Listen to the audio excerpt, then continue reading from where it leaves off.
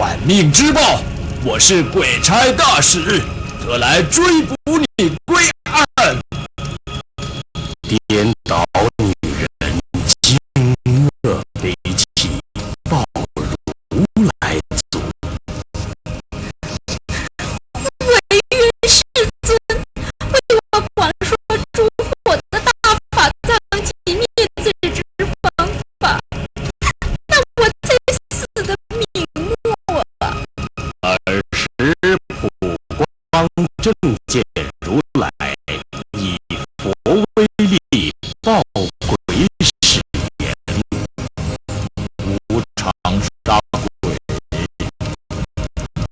我现在要为颠倒女人说长寿灭罪经，你且等待片刻，自然会有不同的景况出现。你们也应当留意细听，我亦会为你们说过去诸佛所说的秘密法门灭罪长寿经，令你们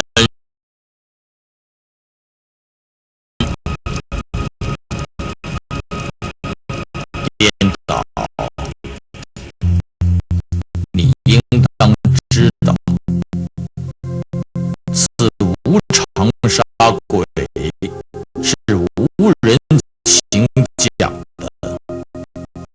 纵使你用无数的金银琉璃、砗磲、赤珠、玛瑙等宝去贿赂他，亦属性命，也是枉费徒然。即使贵为国王、王子、大臣、长者等，世